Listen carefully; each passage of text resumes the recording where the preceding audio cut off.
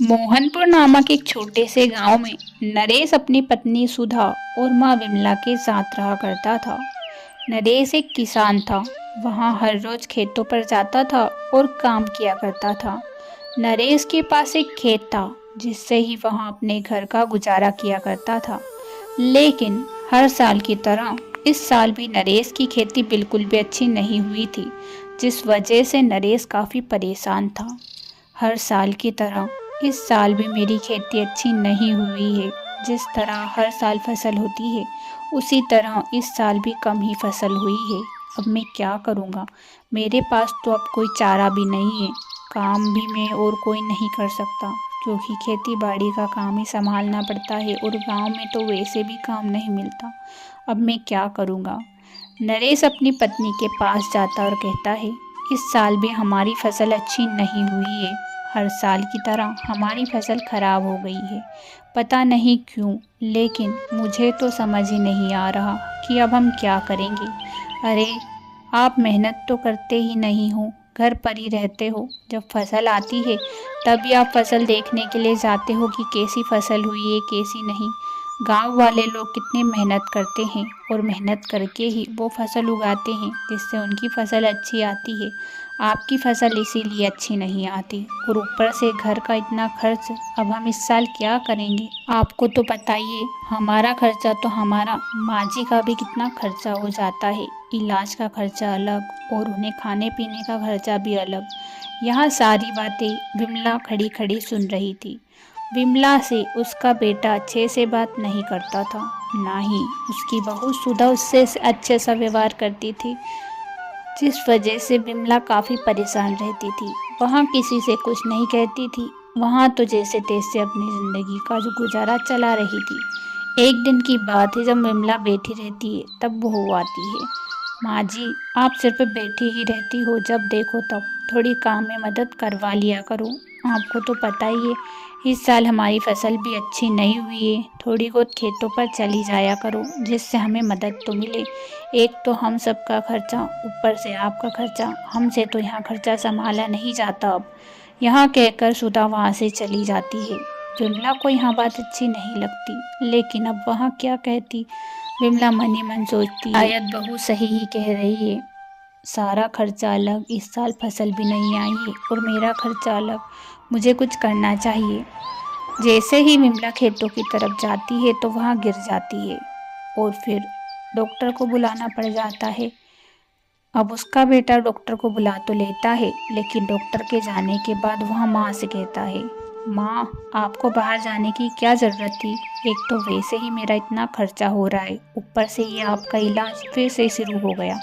अभी तो अब आपकी आंखों का इलाज ख़त्म होकर ही सरा था ना, और फिर से अब ये पैरों का इलाज शुरू हो गया। मुझे तो ना समझ ही नहीं आता कि अब मैं क्या करूँ। इतना घर का खर्चा ना मुझसे झेला नहीं जा रहा। जिधर देखो उधर खर्चा ही खर्चा। सुधा का तो कुछ खर्चा नहीं होता, लेकिन एक आप ही हो जिसका खर्चा दिन ब दिन बढ़ता ही जा रहा है। बेटा, मैं क्या करूं? मैं बूढ़ी हो चली हूं, मेरे हाथ पैर काम नहीं करते। बहू ने कहा था कि बाहर चली जाना, खेतों पर काम कर लेना, इसीलिए मैंने सोचा मेरे बेटे की मदद कर देती हूँ, इसीलिए खेतों की तरफ जा रही थी। अरे माँ जी, तो मैंने ये थोड़ी बोल दिया था कि आप अपने पैर तोड़ लेना। अब इसमें मैं क्या कर सकती हूँ? हाँ माँ, इसमें सुधा की कोई गलती नहीं है, गलती आपकी ही है। आपको क्या ज़रूरत थी उधर जाने की? और खेतों पर अगर काम करना ही था तो सही से नहीं चल सकती थी क्या? अब ये पैरों का इलाज मैं नहीं करा सकता। कल से इस घर में डॉक्टर नहीं आएगा, जो हो जाए वहाँ होता रहेगा। यहाँ सारी बातें विमला चुपचाप सुन लेती है, क्योंकि वहाँ वो अपने बेटे से क्या ही कहती। ऐसे ही कुछ समय गुजरता चला जाता है। अब नरेश की खेती अच्छी ना होने के कारण उसके घर की स्थिति भी बिल्कुल अच्छी नहीं थी। एक दिन नरेश अपनी माँ से कहता है, माँ, आपके पास जो भी गहने हैं वह मुझे दे दो, क्योंकि हमारे घर की स्थिति अब बिल्कुल भी अच्छी नहीं रही। फसल तो अच्छे से है ही नहीं। अब मैं क्या करूँ? घर खर्च चलाने के लिए मुझे कुछ तो चाहिए ही होगा ना। मुझे कुछ ना कुछ तो चाहिए, इसीलिए अब आपके गहने दे दो। वहाँ गहने में बेचकर घर का खर्चा चला लूँगा। लेकिन बेटा, मेरे पास तो कोई गहने हैं ही नहीं। सारे गहने तो बहू के पास है, उसी से ले लेना। अरे माँ, सुधा से कैसे गहने ले लूं? सुधा तो वैसे भी घर का खर्च जैसे तैसे चला ही रही है। एक आप ही हो जो कुछ भी देने का नाम ही नहीं लेती। गहने हैं, मुझे पता है आपके पास। गहने नहीं दे रहे हो तो मैं खुद ही निकाल लूँगा। अब क्या था, नरेश अपनी माँ के कमरे में जाता है और रखे हुए सारे गहने निकाल लेता है। बेचारी विमला क्या ही कहती, वहाँ सब बैठी बैठी देख रही थी। ऐसे ही और कुछ समय बीतता है कि फिर से नरेश अपनी माँ के पास आता है। माँ, आपके पास कुछ पैसे हैं क्या? मुझे चाहिए।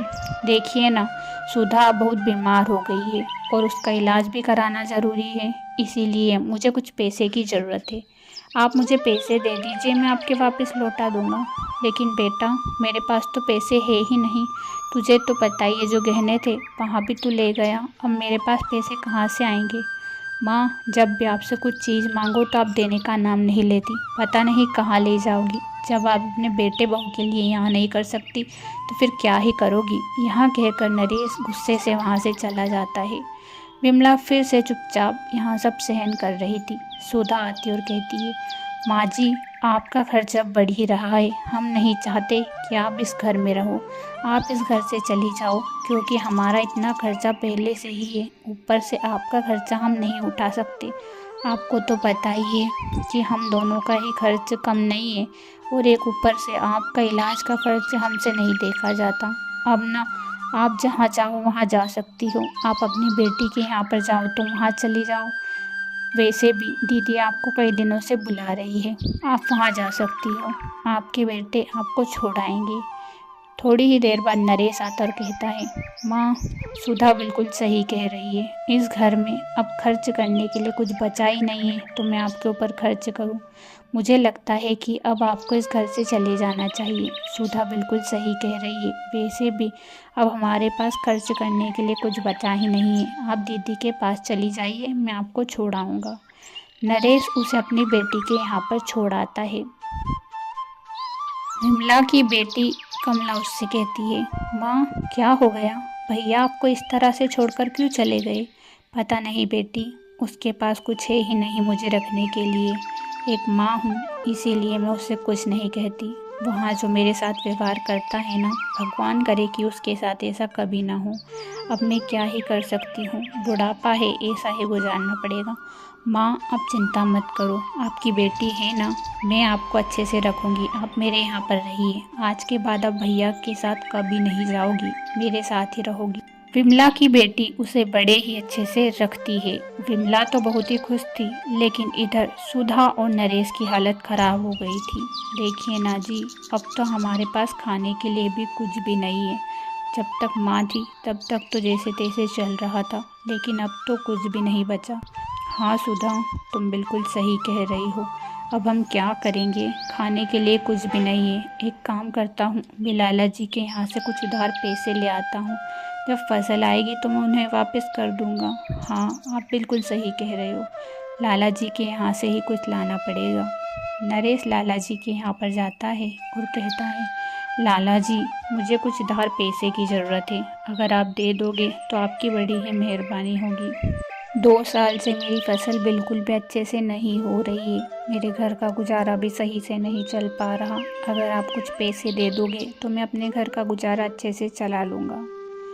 ठीक है नरेश, मैं तुम्हें पैसे देने को तैयार हूँ, लेकिन मैं तुम्हारी कैसे मान लूँ कि तुम मेरे उधार फिर से चुकता कर दोगे?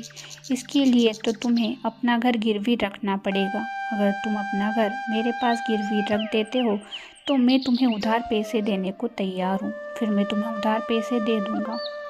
अब नरेश के पास कोई रास्ता भी नहीं था। नरेश मन ही मन सोचता है, मुझे लाला जी के यहाँ पर अपना घर गिरवी रखना ही पड़ेगा, अगर सुधा और दोनों का घर खर्च चलाना है तो। अगर मैंने ऐसा नहीं किया तो लाला जी मुझे पैसे उधार नहीं देंगे, और फिर हमारे घर की हालत बिल्कुल भी अच्छी नहीं है। नरेश लाला जी से कहता है, लाला जी ठीक है, मैं आपके पास अपना घर गिरवी रखता हूँ। अगर 6 महीने में मैंने आपका उधार चुकता नहीं किया तो आप मेरे घर पर कब्जा कर लेना, लेकिन आप मुझे पैसे दे दीजिए। अब क्या था, लाला जी तैयार हो जाता है और उसे कुछ पैसे उधार दे देता है। ऐसे ही कुछ समय बीतता है। सुधा कहती है, सुनिए ना, इस साल आप अच्छे से फसल कीजिए, मेहनत कीजिए ताकि लाला जी का कर्ज चुकता कर सके। वैसे भी अब माँ जी तो रही नहीं, उनका खर्च भी नहीं है हमारे ऊपर, तो घर खर्च तो बचेगा ही सही। इससे हमें फ़ायदा ही फ़ायदा होने वाला है। हाँ सुधा, तुम बिल्कुल सही कह रही हो। माँ थी तब तक इतना खर्च रहता था, अब तो कुछ खर्च ही नहीं है। इस साल मैं अच्छे से फसल करूँगा और फिर देख लेना, हमारे घर की स्थिति बिल्कुल अच्छी हो जाएगी। अब क्या था, नरेश खेती करने लगता है। वहाँ बड़े ही मन और लगन से खेती कर रहा था। सुधा कहती है, इस साल तो हमारी फसल बड़ी ही अच्छी होगी, क्योंकि इस साल आपने बड़े ही मन से फसल की है। और देख लेना, सारा कर्ज भी चुकता हो जाएगा और हम नया घर बनाकर ऐशो आराम की ज़िंदगी जिएंगे। हाँ हाँ सुधा, तुम बिल्कुल सही कह रही हो। इस साल तो मैं बहुत ही मेहनत कर रहा हूँ। हर साल तो मैं मेहनत भी नहीं करता था, क्योंकि माँ के जेवरात इतने रखे थे, वो सभी के लालच में मैं सोचता था कि कुछ नहीं तो ये तो हो ही जाएगा। लेकिन अब हमारे पास कोई रास्ता भी नहीं है, तो अब मुझे खेती तो करनी ही पड़ेगी ना। इधर नरेश खेती मन से कर रहा था, लेकिन अचानक से जब फसल कटाई की बारी आती है तो उसकी फसल खराब हो जाती है, जिसे देखकर नरेश चिंतित होने लगता है। हे भगवान, ये मेरी फसल को क्या हो गया? कल तक तो बड़ी ही अच्छी थी, लेकिन अचानक से क्या हो गया भगवान? नरेश बहुत ही दुखी होता है और फिर वह अपनी पत्नी के पास जाकर उससे कहता है, सुधा देखो ना, हमारी फसल कितनी खराब हो गई है। पता नहीं अचानक से इसमें क्या हो गया है। मैंने तो बड़े ही लगन और मेहनत से फसल की थी, लेकिन इस साल की फसल फिर से बर्बाद हो गई। अब हम क्या करेंगे सुधा? अब तो मुझे कोई रास्ता भी नज़र नहीं आ रहा है। हाँ, ये बात तो आपने सही की। लाला जी का कर्ज हम कैसे चुकता करेंगे? लाला जी ने तो वैसे भी कह ही दिया था कि अगर हम कर्ज चुकता नहीं करेंगे तो हमारे हाथ से ये घर भी निकल जाएगा। अब हम क्या करेंगे? हमारे पास अब कोई दूसरा रास्ता है ही नहीं सुधा। जब लाला को यहाँ खबर लगती है कि नरेश की फसल खराब हो गई है, तो वह नरेश के पास आता और कहता है, नरेश तुम्हारी फसल तो खराब हो गई है। अब तुमने तो कहा था कि तुम मेरा उधार 6 महीने के अंदर ही चुकता कर दोगे। अब तुम कहाँ से पैसे लाओगे? तुम्हारे पास तो पैसे भी नहीं है। अब तुम्हें मुझे यहाँ घर देना ही होगा। तुमने यहाँ घर मेरे पास गिरवी रखा है। अब तुम दोनों पति पत्नी इस घर से बाहर निकल जाओ। नरेश और सुधा को लाला जी घर से बाहर निकाल देता है। दोनों ही बेघर हो जाते हैं। अब हम कहाँ जाएंगे सुधा? मुझे तो कोई रास्ता नहीं दिखाई दे रहा। गांव वाले भी सब मुझे चोर ही समझ रहे हैं कि लाला के पैसे खाली उधार चुकता नहीं किया, इसीलिए मुझे कोई काम भी नहीं देगा। अब हम क्या करेंगे? हाँ, आप सही कह रहे हो। यहाँ सब हमारे कर्मों का ही फल है, क्योंकि हमने माँ को जिस तरह घर से बेदखल किया था, शायद उसी के कर्मों का फल हमें मिल रहा है। जब तक माँ थी घर अच्छे से चल ही रहा था, लेकिन माँ के जाने के बाद ही यहाँ सब कुछ हुआ। हमने माँ के साथ बहुत ही गलत किया। हाँ सुधा, ये तुमने बिल्कुल सही कहा। जब तक माँ थी उन्होंने हमारी बहुत ही मदद की, लेकिन मैंने उनके सारे जेवर भी ले लिए और उनको घर से भी निकाल दिया। मैं कितना शर्मिंदा हूँ मुझे ही पता है। मुझे माँ से माफ़ी मांगनी चाहिए। मैंने उनके साथ बहुत ही गलत किया। अब क्या था, नरेश अपनी माँ के पास जाता और माफ़ी मांगते हुए कहता है, माँ मुझे माफ़ कर दो। मैंने तुम्हारे साथ बहुत ही गलत किया। जिस तरह एक बेटे को अपना फ़र्ज़ निभाना चाहिए, मैंने वहाँ नहीं निभाया और तुम्हारे साथ धोखा किया। माँ मुझे माफ़ कर दो। माँ तो माँ होती है, वहाँ उसे माफ़ कर देती और कहती है, मुझे पता था बेटा कि तुझे अपने कर्मों का फल ज़रूर मिलेगा, क्योंकि ज़िंदगी में जो कर्म करते हैं उसका फल भी एक न एक दिन हमें भुगतना पड़ता है। मेरी बेटी ने मुझे बड़े ही प्यार से रखा, जितना तूने भी नहीं रखा। और मुझे पता है कि तुझे अब दुख भी हो रहा है कि जो भी तूने मेरे साथ किया वहाँ बहुत ही गलत किया, लेकिन फिर भी मैं तेरी मदद करने को तैयार हूँ। मेरे पास कुछ पैसे हैं जो मैंने इकट्ठा करके रखे थे ताकि मुसीबत के समय में काम आए। इसी से तू अपने सेठ का उधार चुकता कर ले और वहीं पर रहने लग जा। लेकिन माँ, मैं उस घर में तभी जाऊँगा जब आप मेरे साथ चलोगी। अब क्या था, वहाँ अपनी माँ को अपने साथ ले जाता है और फिर माँ से कभी भी ऐसा बर्ताव नहीं करता, क्योंकि उसे समझ आ चुका था कि जैसा कर्म हम करेंगे वैसा ही फल हमें मिलेगा। एक बार की बात है, एक गांव में रामू नाम का एक गरीब लेकिन ईमानदार किसान रहता था। रामू का परिवार छोटा था, लेकिन उसकी ईमानदारी और मेहनत पूरे गांव में मशहूर थी। हालांकि वह गरीब था, लेकिन वह हमेशा दूसरों की मदद करने के लिए तैयार रहता था और अपनी मेहनत से खुश रहता था। गांव के दूसरे छोर पर एक अमीर और लालची व्यापारी श्यामलाल भी रहता था। वह अपनी चालाकी और लालच के कारण गांव वालों के बीच बदनाम था। श्यामलाल हमेशा चाहता था कि लोग उसकी बात माने और उसकी प्रशंसा करें, लेकिन उसका स्वभाव ऐसा था कि लोग उससे दूर ही रहते थे। एक दिन श्यामलाल के पास गांव के तालाब के पास एक सुंदर खेत खरीदने का अवसर आया। खेत बहुत उपजाऊ था और श्यामलाल को लगा कि खेत से वह काफ़ी मुनाफा कमा सकता है, लेकिन तालाब के पास की ज़मीन खरीदने में उसे कुछ खतरा भी लगा, क्योंकि बारिश के समय में पानी खेत में आ सकता था। लेकिन उसने सोचा कि वहाँ किसी अन्य व्यक्ति को खेत के काम करने के लिए रखेगा, ताकि जोखिम उसका ना हो। श्यामलाल ने खेत में काम करने के लिए गांव में सभी से बात की, लेकिन उसकी प्रतिष्ठा के कारण कोई भी उसकी बात मानने को तैयार नहीं था।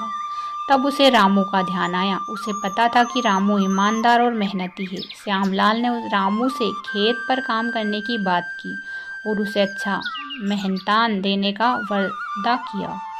रामू ने श्यामलाल का प्रस्ताव सुना और सोचा कि वहाँ उसके परिवार के लिए अच्छा अवसर हो सकता है। उसने कुछ संकोच के बाद श्यामलाल की बात मान ली। रामू की पत्नी ने उसे सावधान रहने की सलाह दी, क्योंकि गांव में सभी जानते थे कि श्यामलाल पर भरोसा करना कठिन था। रामू की ईमानदारी और पूरी मेहनत के साथ काम करना शुरू कर दिया। कुछ ही महीनों में खेत में फसल तैयार हो गई। रामू ने उस खेत में जी जान लगाकर मेहनत की थी और उसकी मेहनत रंग लाई। श्यामलाल भी फसल देखकर बहुत खुश हुआ, लेकिन उसकी उम्मीद से ज़्यादा अच्छी उपज नहीं हुई थी। एक दिन श्यामलाल ने रामू को बुलाया और कहा, रामू, इस फसल में मेरा तो बहुत पैसा लगा है, इसलिए इस फसल पर हक भी मेरा है। तुम्हें तुम्हारा मेहनताना दे दिया जाएगा, लेकिन यहाँ फसल मेरी है। रामू यहाँ सुनकर हैरान रह गया। उसने सोचा कि श्यामलाल तो उससे शुरू में कुछ और कह रहा था, अब अचानक से उसने बात कैसे बदल दी। रामू को अपनी मेहनत का फल मिलते हुए देखना था, लेकिन श्यामलाल की इस बात से वहाँ बहुत निराश हो गया। लेकिन रामू ने हार नहीं मानी। उसने गांव के सरपंच के पास जाकर अपनी बात रखी। गांव के सरपंच एक समझदार और निष्पक्ष व्यक्ति थे।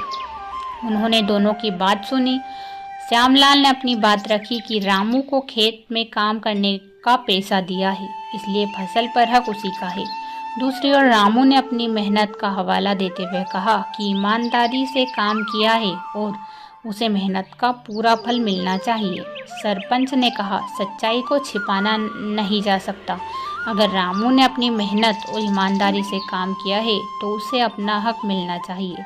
सरपंच ने पूरे गांव के सामने फैसला सुनाया कि फसल का आधा हिस्सा रामू का और आधा श्यामलाल का होगा। श्यामलाल की चालाकी और लालच की वजह से वह अकेला ही फसल का मालिक नहीं बन पाया। गांव वालों ने इस घटना से एक महत्वपूर्ण सीख ली कि सच्चाई और ईमानदारी का कोई मुकाबला नहीं। श्यामलाल ने अपनी गलती समझी और रामू से माफ़ी मांगी। धीरे धीरे उसका लालच कम हुआ और उससे गांव के लोगों के प्रति अपना व्यवहार सुधारने की कोशिश की। रामू की ईमानदारी और मेहनत की कहानी गांव में हमेशा सुनाई जाती है। यह कहानी लोगों को यह सिखाती है कि सच्चाई की जीत हमेशा होती है और जो व्यक्ति ईमानदारी और मेहनत से अपने काम में लगा रहता है वह कभी नहीं हारता।